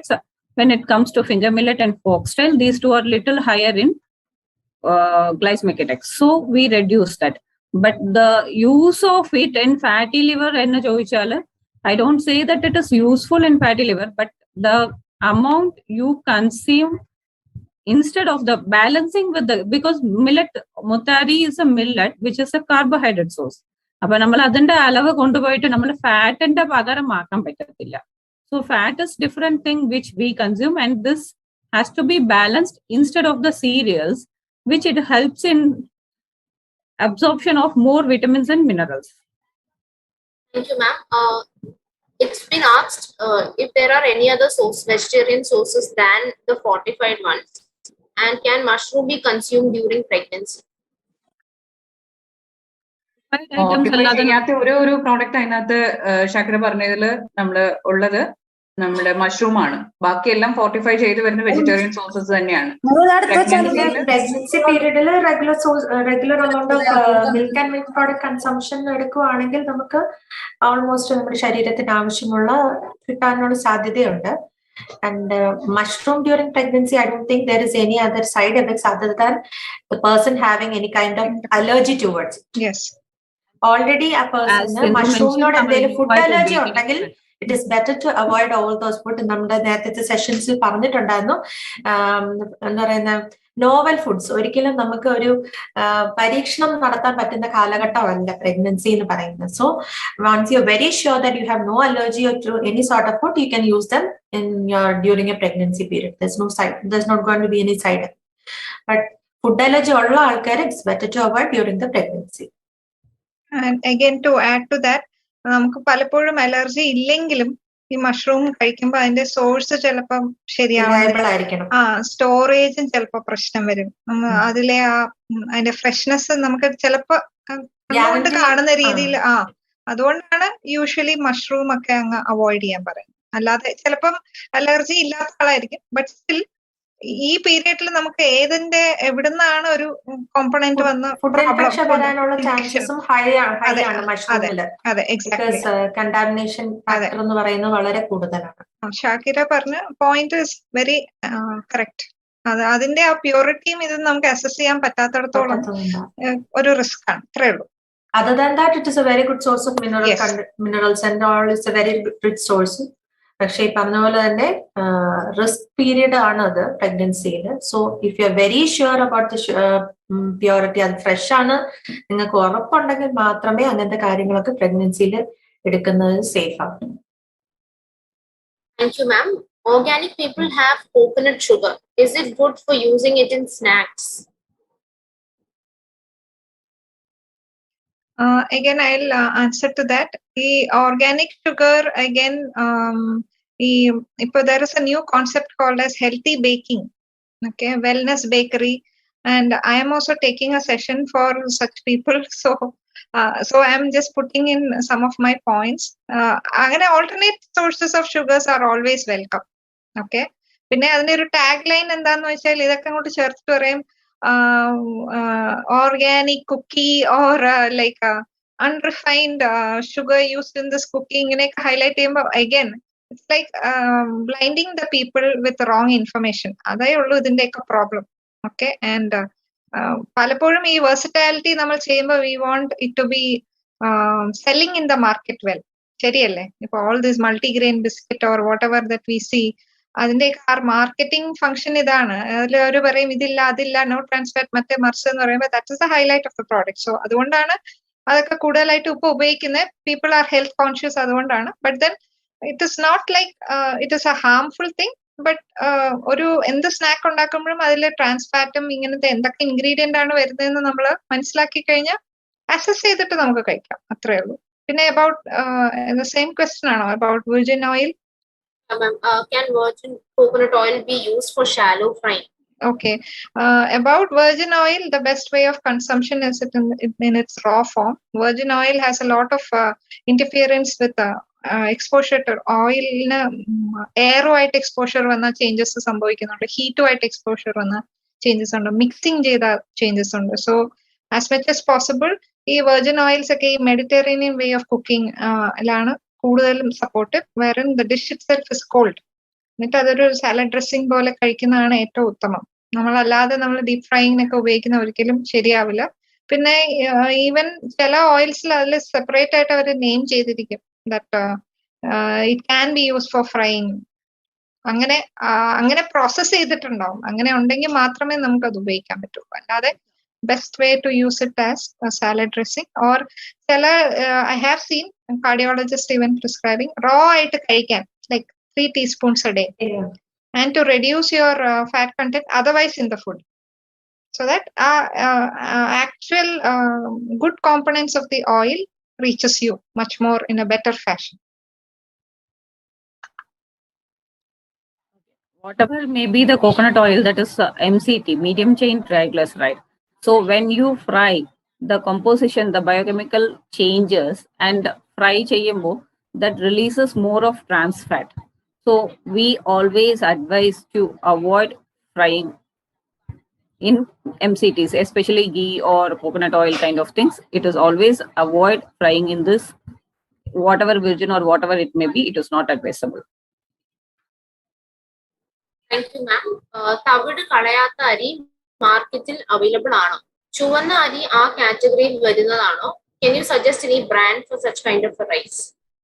Brand ഒന്നും suggest ചെയ്യാൻ എനിക്ക് അറിയത്തില്ല. But തവിട് കളയാതെ അരി മാർക്കറ്റിലുണ്ട്, ഇഷ്ടം പോലെ ഇപ്പൊ സൂപ്പർ മാർക്കറ്റുകളിലും ഉണ്ട്. ബട്ട് ചുവന്ന അരി എന്ന് പറയുന്നത് റെഡ് റൈസസ് ഡിഫറെന്റ് നെല്ലാണ്. ഓരോരോ തരം നെല്ലുകൾ ഡിഫറൻസിലാണ്. ഓരോരോ white rice is different, idli rice is different, red rice is different, black rice is different. ഇതെല്ലാം ഓരോരോ varieties. So ee chuvanna ari it comes under red rice category, and another chela matta kind of things comes under even brown rice ilum peduvana. But tavide kalayadhu nu paranjal brand aduvum red rice um onnalla. That is what I want to trying to adu random differentiate cheyanam. Tavide kalayadhu nu paranjal that is brand complete white rice il thanne nammal ee kaikuttal ari nu parayulle. Kaikuttal ari comes under tavide kalayada ari. Sorry. Anybody else correct ആയിട്ട് അതിന്റെ language എന്താണോ പറഞ്ഞോളൂ. നെല്ലുകുത്തരി എന്നാണ് നമ്മൾ ഇവിടെ പറയുന്നത് correct ആണ്. ആ ടേം മാത്രം ഒന്ന് കണ്ടിന്യൂ. അതാണ് സംഭവം, അതാണ്. ബട്ട് ബ്രാൻഡ് ഒന്നും നമ്മൾ സജസ്റ്റ് ചെയ്യാറില്ല. ഓരോരോ ബ്രാൻഡും that differs according to their ഇതല്ലേ. പിന്നെ ഈ പറഞ്ഞ പോലെ നമുക്ക് ബ്രാൻഡിന്റെ പറഞ്ഞാൽ പോലും അതിന്റെ ഒതന്റിസിറ്റി, അതേപോലെ എത്രമാത്രം അതിന്റെ ക്വാളിറ്റി അഷ്വർ ചെയ്യുന്നുണ്ടെന്ന് നമുക്ക് ഒരു ഗ്യാരണ്ടി തരാൻ പറ്റത്തില്ല. So better not to suggest any brand. ഇപ്പൊ ഒരുപാട് മാർക്കറ്റിൽ കേരള അല്ല, കാലിക്കറ്റ് മാർക്കറ്റ് എന്റെ അറിവിലുള്ളത് മാത്രം പറയാം. കാലിക്കറ്റ് മാർക്കറ്റിൽ ഇപ്പൊ ഒരുപാട് അരികളെ കുറിച്ച് there are so much of hypes. People are coming and telling black rice is very good, and there is India Gate or brown rice under that is for Weight Watchers diet. They have tag rights. Weight Watchers diet. Sorry for mentioning the brand, but a Weight Watchers diet എന്നൊക്കെ പറഞ്ഞാലും കൂടി കുട്ടികൾ എന്ത് വിചാരിക്കുകയെങ്കിൽ they can take it in overload, especially ഈ gym പോകുന്നവർ ഇത് ഏതായെങ്കിലും നമ്മളുടെ quantity makes all the difference. And your body cannot absorb more than certain amount of nutrients in a day. നമുക്ക് ഇത്ര ശതമാനം മാത്രമെങ്കിൽ nature only observe that much. Remaining it will excrete out or store as a unwanted fat. So you have to take only according to the required quantities, however good it may be. And what are the foods to be avoided for hyperthyroid? നമുക്ക് cruciferous ആയിട്ടുള്ള vegetables, അതുപോലെ തന്നെ leafy vegetables, spinach, ചീര പോലെയുള്ള സാധനങ്ങൾ, അതൊക്കെയാണ് നമ്മൾ common ആയിട്ട് അവോയ്ഡ് ചെയ്യേണ്ടതായിട്ട് വരുന്നത്. പക്ഷെ എന്നിരുന്നാൽ പോലും അവർക്ക് കൃത്യമായിട്ട് മെഡിസിൻസ് ഇൻടേക്ക് കമ്പൽസറി ആണ്. പണ്ടൊക്കെ നമ്മൾ ഫുഡിനകത്തൂടെ മാത്രം നമുക്ക് റെഡിയാക്കാം എന്നുള്ളൊരു കോൺസെപ്റ്റ് ആൾക്കാർക്ക് ഉണ്ടായിരുന്നു. അപ്പൊ ക്രൂസിഫറസ് ആയിട്ടുള്ള വെജിറ്റബിൾസ് കൂടുതലായിട്ടും അവോയ്ഡ് ചെയ്യാറും ഉണ്ടായിരുന്നു. പക്ഷെ ഇപ്പോൾ നമ്മൾ കണ്ടുവരുന്ന ഒരു പ്രവണത എങ്ങനെയാണെന്ന് വെച്ചാൽ കൂടുതൽ ആൾക്കാരിലും, പ്രത്യേകിച്ചും ജെസ്റ്റേഷണൽ പീരീഡ് അല്ലെ സിന്ധു, ഒരുപാട് ആൾക്കാരിൽ തൈറോയിഡ് ആ ഇനീഷ്യൽ ഫേസിൽ ഫസ്റ്റ് ട്രൈമസ്റ്ററിൽ ഒരുപാട് കുട്ടികളിൽ GDM കേസസ് ഇൻക്രീസ്ഡ് ആയിട്ടാണ് ഞാൻ കണ്ടുവരുന്നത്. അപ്പം അങ്ങനെയുള്ളവർക്ക് നമ്മളൊരു ഡയറ്ററി മോഡിഫിക്കേഷൻസ് അല്ല ആ ടൈമിൽ കൂടുതലും സജസ്റ്റ് ചെയ്യുന്നത്. അവർക്ക് മെഡിസിൻസ് എടുക്കുക തന്നെയാണ് ഓപ്ഷൻ. പക്ഷെ നമുക്ക് ചില ഫുഡ്, ഇപ്പം ക്രൂസിഫറസ് ആയിട്ടുള്ളതും ഗ്രീൻ ലീഫി വെജിറ്റബിൾസും ഒക്കെ നമ്മൾ റെസ്ട്രിക്ട് ചെയ്യാറുണ്ട്. ഡിപ്പെൻഡിങ് ആണ്. നമുക്കിപ്പോ ഒരു ജനറലൈസ് ചെയ്ത് ഇപ്പൊ ഈ ഒരു ഇങ്ങനത്തെ ഒരു ടോക്കിൽ നമുക്ക് അങ്ങനെ ഇന്ന കാര്യങ്ങൾ നിങ്ങൾ അവോയ്ഡ് ചെയ്യണം എന്നുള്ളത് പറയുന്നതിനേക്കാളും സ്പെസിഫൈ ചെയ്തിട്ട് ഓരോ ഡിപ്പെൻഡിങ് ഓൺ ഈച്ച് പേഷ്യന്റ് എന്നുള്ള രീതിയിൽ നമ്മളത് കൺസൾട്ടേഷൻ എടുക്കുന്നതായിരിക്കും കുറച്ചും കൂടെ ബെറ്റർ എന്നാണ് എന്റെ opinion. The cold pressed oil okay for making milk purity etc. Milk purity, how do they make? അത് ഓയിലില് നന്നായിട്ട് സോർട്ട് ചെയ്തെടുക്കുന്ന പ്രോസസ്സാണ് മെഴുക്ക് പുരട്ടി പറയുന്നത്. പ്രത്യേകിച്ചും തെക്കൻ കേരളത്തിലേക്ക്, നമ്മള് കോഴിക്കോട് ഈ ഭാഗത്തേക്ക് അധികം യൂസ് ചെയ്യുന്നതല്ല. എറണാകുളം തൊട്ട് അങ്ങോട്ടേക്കുള്ള ഏരിയയിൽ, ട്രിവാൻഡ്രം വരെയുള്ള ഏരിയയിലാണ് കൂടുതൽ മെഴുക്ക് പുരട്ടി യൂസ് ചെയ്യുന്നത്. അതിപ്പോ പ്രോസസ്ഡ് ഓയിൽ ആയാലും റിഫൈൻഡ് ഓയിൽ ആയാലും എങ്ങനെയായാലും ഓവർ കൺസംഷൻ ആണ്, ഓയിലിന്റെ യൂസേജ് കൂടുതലായിരിക്കും. അപ്പൊ നമ്മള് ആസ് ഡയറ്റീഷ്യൻസ് നമ്മൾ പറയുന്നത് മെഴുക്ക് പുരട്ടി സാധനങ്ങൾ മാക്സിമം അവോയ്ഡ് ചെയ്യാനാണ്. ഈവൻ നമ്മൾ സോർട്ട് ചെയ്യുകയാണെങ്കിൽ തന്നെ നോൺ സ്റ്റിക് പാനിലൊക്കെ ചെറുതായിട്ട് ഷാലോ ഫ്രൈ എന്നുള്ള രീതിയിൽ മാത്രമാണ് നമ്മൾ സജസ്റ്റ് ചെയ്ത് കൊടുക്കാറുള്ളൂ. അപ്പം കഴിയുന്നതും മെഴുക്ക് പുരട്ടിയായിട്ട് എടുക്കുന്നതിന് പകരം ഉപ്പേരികളായിട്ട് അല്ലെ തോരനായിട്ട് എടുക്കുന്നതായിരിക്കും കുറച്ചും കൂടി നല്ലത്. പക്ഷെ കോക്കനട്ട് കൺസംഷൻ അവിടെയും റെഡ്യൂസ് ചെയ്യാനായിട്ട് പ്രത്യേകം ശ്രദ്ധിക്കുക. I have seen that Payaragal and all, they do milk purity. I would suggest നമ്മൾ ഈ പയർ കൈൻഡ് ഓഫ് വെജിറ്റബിൾസ് എല്ലാം നമ്മൾ rich source of fibre and vitamins. So when we soak it and cook in oil, fat soluble nutrients നമ്മൾ ഒരുപാട് loss ആവും. പിന്നെ അത് ജങ്കിന്റെ കണക്കിലായി പോകും. So better to avoid doing all the vegetables steam cook ചെയ്യുന്നതായിരിക്കും ഏറ്റവും നല്ലത്. ആക്ച്വലി ഈ മെഴുക്ക് പുരട്ടീന്റെ പ്രിപ്പറേഷനിൽ ആദ്യം അത് സ്റ്റീം കുക്ക് ചെയ്യും. അത് കഴിഞ്ഞിട്ടാണ് ഓയിൽ സോർട്ടിങ് വരുന്നത്. ഓയിൽ സോർട്ടിങ്ങിൽ കുറച്ച് കൂടുതൽ ഓയിൽ എടുത്തിട്ടാണ് സോർട്ട് ചെയ്തെടുക്കുക എന്നുള്ളതാണ് അതിന്റെ കുക്കിങ്ങിന്റെ സെപ്പറേഷൻ എന്ന് പറയുന്നത്. പക്ഷെ എപ്പോഴും ആൾക്കാർ അത് കൂടുതൽ ഓയിലിൽ കൂടുതൽ ടൈമിൽ പ്രിപ്പയർ ചെയ്യുമ്പോൾ മാത്രമാണ്, കുക്ക് ചെയ്യുമ്പോൾ മാത്രമാണ് അതിന് ടേസ്റ്റ് കൂടുതൽ. നല്ല ഡീപ്പ് ഫ്രൈ, ഇപ്പം എന്താ പറയാ, പച്ചക്കായ, ഏത്തക്ക, റോ ബനാന എന്ന് പറയുന്നത് നന്നായിട്ട് ഫ്രൈ ചെയ്തെടുക്കുകയാണെങ്കിൽ അത് ഭയങ്കര ടേസ്റ്റിയാണ്. പക്ഷെ അത് അത്ര അങ്ങോട്ട് ഹെൽത്തി ആണെന്ന് നമുക്ക് പറഞ്ഞുകൂടാ.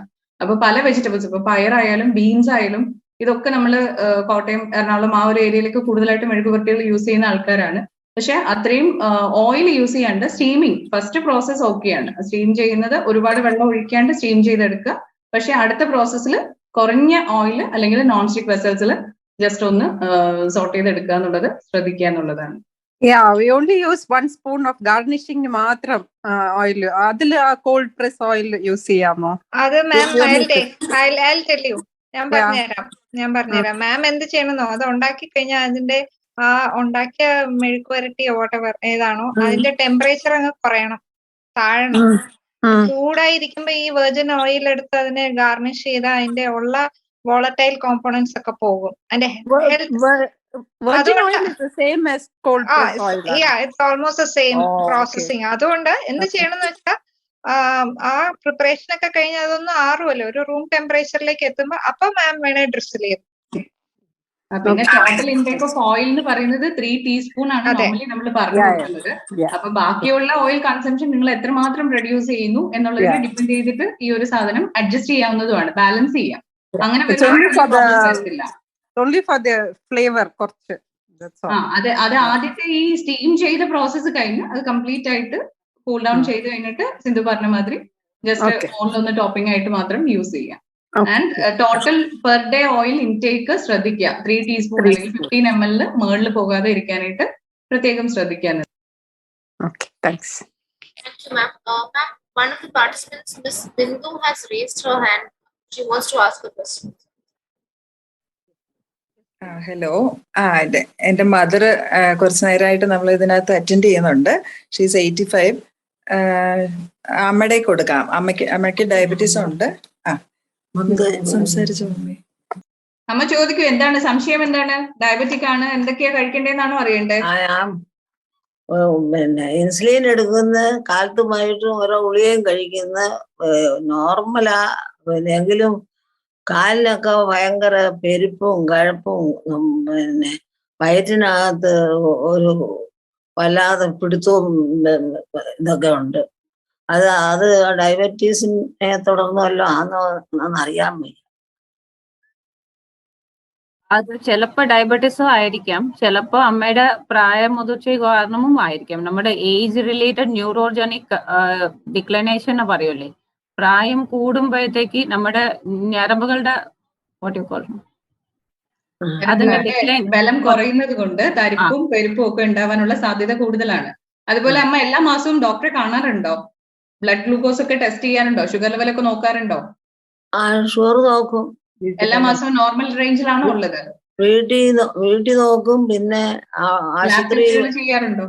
ആശുപത്രി പോകുമ്പോൾ അവിടെ നോക്കും. ഷുഗർ ഒക്കെ നോർമൽ റേഞ്ചിലാണോ ഉള്ളത് എപ്പോഴും? ഷുഗർ കൺട്രോൾഡ് ആണ്, പക്ഷെ ഭയങ്കര മലപ്പന്താ.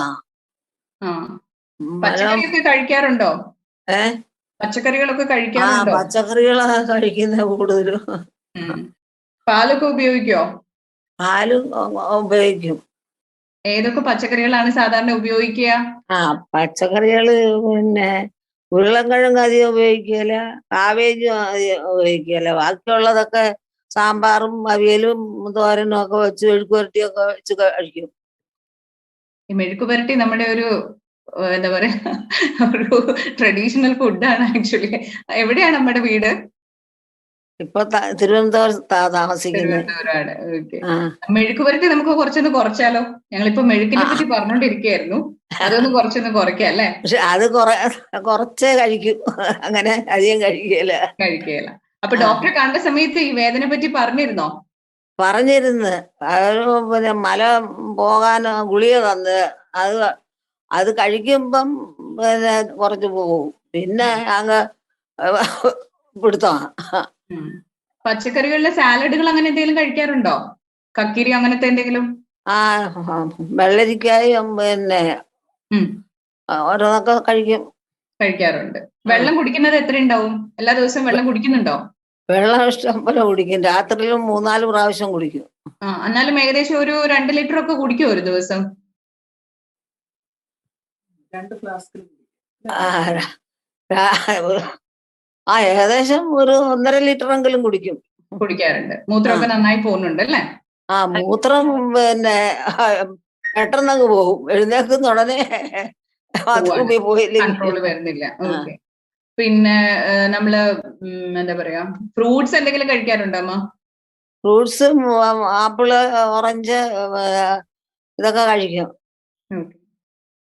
എന്തായാലും ഈ പറഞ്ഞ പോലെ കാലില് തരിപ്പും അതുപോലെ വയറിനകത്ത് കാളിച്ചയോ അല്ലെങ്കിൽ എരിച്ചിലോ കൂടുതലായിട്ട് ഉണ്ടെന്നുണ്ടെങ്കിൽ അടുത്ത പ്രാവശ്യം ഡോക്ടറെ കാണാൻ പോകുമ്പോൾ കഴിക്കുന്ന ഗുളികകൾ എന്തെങ്കിലും ചേഞ്ചസ് വരുത്താനുണ്ടോ എന്നുള്ളത് ആദ്യം ഒന്ന് അന്വേഷിക്കുക. ഏതൊക്കെ മെഡിസിൻസാ കഴിക്കുന്നതെന്നൊന്നും ഇപ്പൊ നമുക്ക് അറിയില്ലല്ലോ. അത് മാത്രമല്ല, ഒരു ദിവസത്തെ നമ്മൾ ഫുള്ളായിട്ട് അമ്മ കഴിക്കുന്ന കാര്യങ്ങള് അങ്ങനത്തെ ഉള്ള ഡീറ്റെയിൽസ് ഒക്കെ നമ്മൾ എടുക്കണം. എന്നിട്ടാണ് എന്തെങ്കിലും ചേഞ്ചസ് വരുത്താനുണ്ടോ, ഭക്ഷണം എങ്ങനെയാണ് കഴിക്കേണ്ടതെന്നൊക്കെ പറഞ്ഞു തരണമെങ്കിൽ കുറച്ചും കൂടെ നമുക്കൊരു അമ്മനെ തന്നെ ഇരുത്തിയിട്ട് ഒരു സെഷൻ വേണം. അപ്പൊ ഇങ്ങനെ ഒരു ജനറൽ സെഷന്റെ അകത്ത് നമുക്ക് ഒരുപാട് ടൈമിൽ കാര്യങ്ങളെല്ലാം എക്സ്പ്ലെയിൻ ചെയ്യാൻ പറ്റത്തില്ല. അപ്പൊ നമ്മൾ ഒരു കാര്യം ചെയ്യാം, ഞങ്ങളുടെ നമ്പർ, ഈ കമ്മ്യൂണിറ്റി ന്യൂട്രീഷൻ ഫോറത്തിന്റെ നമ്പർ എന്തെങ്കിലും അവരോട് കൂടെയുള്ള ആളിനോട് നോട്ട് ചെയ്തിട്ട് അതിലേക്ക് എപ്പോഴെങ്കിലും ഒന്ന് പേഴ്സണലി വിളിക്കാൻ പറയുക. എന്നിട്ട് അടുത്ത ചെക്കപ്പിന് പോകുമ്പോൾ ബ്ലഡ് ടെസ്റ്റ് ചെയ്തിട്ട് നമ്മളായിട്ട് സംസാരിക്കുകയാണെങ്കിൽ നമ്മൾ വേണമെങ്കിൽ കൺസൾട്ടേഷൻ എന്തെങ്കിലും ആവശ്യമുണ്ടെങ്കിൽ നമുക്ക് ചെയ്യാം. Okay, thank you. അമ്മ ഞങ്ങള് ഉമ്മയുടെ ഫ്രണ്ടാണ്. അപ്പൊ ഉമ്മ സംസാരിച്ചത്. അതെ അതെ, ഉമ്മയായിട്ട് സംസാരിച്ചോളാം. അപ്പൊ അമ്മയ്ക്ക് കുറച്ചൊരു ഒരു സന്തോഷമാവുമല്ലോ. വീട്ടില് ഡയബറ്റീസിന്റെ ആളാണ്, പക്ഷെ ഡയറ്റ് ഒക്കെ ഭയങ്കര കൺട്രോൾഡ് ആണ്, നന്നായിട്ട് നോക്കുന്ന ആളാണ്. പക്ഷെ ഈ കാര്യങ്ങളൊക്കെ കുറച്ച് ഏജ്ഡ് ആയിട്ട് വരുന്ന ആൾക്കാരിൽ കൂടുതലാണ്, പ്രത്യേകിച്ചും ഡയബറ്റീസിന്റെ മെഡിസിൻസ് എടുക്കുന്ന ആൾക്കാർക്ക്. 25 വർഷമായി തുടങ്ങിയിട്ട്. അതാണ്. കണ്ണിനൊക്കെ വിഷനൊന്നും പ്രശ്നങ്ങളില്ലല്ലോ അല്ലെ? കുറച്ച് കാഴ്ചക്കുറവ് ഇപ്പം കുറച്ചായിട്ട് വരുന്നുണ്ട്. അല്ലാണ്ട് വേറെ ചില സമയത്തൊക്കെ ഇരുട്ട് പോലെ വരും കണ്ണിന്. കാഴ്ച പരിശോധന നടത്തുക, കാലിലേക്കുള്ള രക്തോട്ടമൊക്കെ കറക്റ്റ് ആണോ എന്നുള്ളത് അതിന്റെ ഡോക്ടർ സ്റ്റഡീസ് എന്തെങ്കിലും ആവശ്യമുണ്ടെന്നുണ്ടെങ്കിൽ അതൊക്കെ കൃത്യമായിട്ട് ചെയ്യുക. ഒപ്പം ഉമ്മയോട് ചോദിച്ചിട്ടാണെങ്കിലും ഭക്ഷണ ക്രമീകരണം കൃത്യമായിട്ട് ചെയ്യുക, വെള്ളം നന്നായിട്ട് കുടിക്കുക, റെസ്റ്റ് പറഞ്ഞ പോലെ റെസ്റ്റ് എടുക്കണം. പക്ഷെ വാർദ്ധക്യത്തിലെ ഭക്ഷണക്രമത്തെ പറ്റി നേരത്തെ ഒരു നല്ല സെഷൻ അനു എടുത്തിരുന്നു. അപ്പൊ അതിൽ പറഞ്ഞ കുറെ കാര്യങ്ങളൊക്കെ ചെയ്യുക, പേപ്പറുകൾ വായിക്കുക. അമ്മ ഉച്ചത്തെ കുറെ നേരം കേൾക്കുന്നുണ്ട്, സന്തോഷമായിട്ടുണ്ട്. നല്ല പ്രോഗ്രാം ആയിരുന്നു. അപ്പൊ ഞാനും വിചാരിച്ചു അമ്മയ്ക്ക് ഒരു സന്തോഷം ആവട്ടെ എന്ന് വിചാരിച്ചു. അപ്പൊ ഞങ്ങൾക്കും ഭയങ്കര സന്തോഷം. ഇത്രയും സീനിയർ ആയിട്ടുള്ള അമ്മ ഇത്രയും സമയം ഞങ്ങൾ ഇത്രയും നേരം കേട്ടോണ്ടിരുന്നു. ഞങ്ങളുടെ ആദ്യത്തെ ഒരു ഇവന്റ് ആണ്, അതിൽ അമ്മ ഇത്രയും നല്ലൊരു പാർട്ടിസിപ്പന്റിനെ ഞങ്ങൾക്കും കിട്ടിയല്ലോ. അപ്പൊ ഉമ്മയോടും അതുപോലെ തന്നെ അമ്മയോടും. അമ്മയുടെ പേര് പറഞ്ഞില്ലല്ലോ? അമ്മയുടെ പേര് കുഞ്ഞമ്മ ജോർജ്. കുഞ്ഞമ്മ ജോർജ്. ഓക്കെ. അമ്മയോടുള്ള നന്ദി ഞങ്ങൾ ഈ സമയത്ത് കമ്മ്യൂണിറ്റി ന്യൂട്രീഷൻ ഫോറത്തിന്റെ പേരിലും ബാക്കി എല്ലാ പാർട്ടിസിപ്പൻസിനും ഞങ്ങള് നന്ദി. Okay, thank you so much. Thank you. Thank you. Thank you, ma'am. There's one more question. How much milk can be included in fatty liver diet? Is their use good or bad in fatty liver? Fatty liver diet എന്ന് പറയുമ്പോൾ they have to what is their grade and assess ചെയ്യണം. ജ്യോതി പറഞ്ഞ പോലെ ഇത് ഒരു generalised diet ആയിട്ട് നമുക്ക് പറയാൻ പറ്റത്തില്ല. Fatty liver, what is their scale? Whether they are in grade 1 or grade 2, അത് അസസ് ചെയ്യാണ്ട് ഒരു ജനറലൈസ്ഡ് ആയിട്ട് എഗ് കഴിക്കാം പാൽ കഴിക്കാം എന്ന് പറയാൻ പറ്റത്തില്ലല്ലോ. And according to the age, the requirements of egg and milk also varies. Thyroid 5.37 എന്നത് കൂടുതലാണോ? വാല്യൂ ആണോ? TSH ആയെങ്കിൽ ഇത് കൂടുതലാണ്, 5.4 വരെയാണ് TSH വേണം. സോ ദിസ് ഇസ് കൂടുതൽ. മെഡിസിൻ കഴിക്കണോ, കണ്ടിന്യൂസ് ആയിട്ട് മെഡിസിൻ കഴിക്കണോ എന്ന് ചോദിച്ചാൽ yes, definitely every 3 to 6 months once നമ്മൾ റിവ്യൂ ചെയ്യണം നമ്മുടെ തൈറോയിഡിന്റെ അളവുകൾ. എസ്പെഷ്യലി വൺസ് തൈറോയിഡ് ഡിറ്റക്ട് ആയി കഴിഞ്ഞാൽ പിന്നെയും FT3 T4 ചെയ്യത്തില്ല. But TSH they will repeat every 3rd to 6th month and the medicines will be varying according to their conditions. For the fatty liver, the question was asked, the person has grade 2 fatty liver and the person is 33 years old. That's again, it is an individual session because it is an individual counseling. This we have to know more on antiinflammatories. The person's gender, age, and everything matters. Including his life pattern, everything matters. So, alcoholic ആണോ non alcoholic ആണോ ഇങ്ങനത്തെ ഉള്ള കുറെ കാര്യങ്ങളുണ്ട്. Female also matters and everything is individual അല്ലേ. അപ്പോ personalised ആയിട്ട് ഒരു ഡയറ്റീഷ്യനെ കൺസൾട്ട് ചെയ്യാം, എന്നിട്ട് അതിൽ നിന്നും വേണ്ടുന്ന മോഡിഫിക്കേഷൻസ് ഒക്കെ എടുക്കുക. അതായിരിക്കും കുറച്ചും കൂടെ ബെറ്റർ. കാരണം ഇങ്ങനത്തെ ഒരു പ്ലാറ്റ്ഫോമിൽ എക്സ്പ്ലെയിൻ ചെയ്ത് തീർക്കാൻ പറ്റുന്ന ഒരു ഡയറ്റ് അല്ല. Okay, anyhow, now it is 6:22 and we are already after 10 long hours of session. There are so many people watching us since morning. I think it's high time we have to end our session. And it is time to thank each and every individual present here. We always say, Rosa, you did not invite me for a vote of thanks. I'm here to thank every individual. നമ്മൾ സാധാരണ പറയില്ലേ, how does A jungle forms, സൃഷ്ടിയിൽ jungle വരുമ്പോഴത്തേക്ക് ഒരു കാക്ക എച്ചമിട്ട് പോയതിന് the jungle forms എന്ന് പറയും. അതുപോലെ പെട്ടെന്ന് തോന്നിയ ഒരു ഐഡിയ ഉണ്ട്, ഒരു കമ്മ്യൂണിറ്റി ന്യൂട്രീഷൻ ഫോറം വന്നു, അതിൽ group of people join and each and every one of the speaker has volunteered, whether it may be Uma or Sherin Chechi or Jyoti or Sindhu. Every one of them have spared their really busy time for last more than 15-20 days for this exclusive session. And I thank ellarum nan ingane ororalaayittu vilikkunilla, but I thank all their, I want to acknowledge every single person for this relentless efforts. And I thank all the participants, because without you, no program is success. All the participants, I really sincerely thank you for continuous sessions you have been attending with us.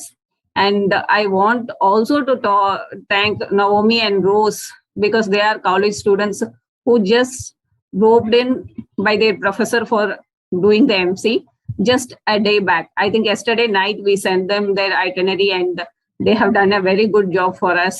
And I really heartfully thank NetProfen and Eat Right India for continuously supporting in all our sessions, because Community Nutrition Forum is just budding forum and we have been supported in every other way by each and everybody in the academic as well as clinical forum of the fraternity. So sincerely thank each and every individual, one single individual, for attending as well as participating and volunteering in this event. Thank you all sincerely. And now it's time for National Anthem. Can you play National Anthem?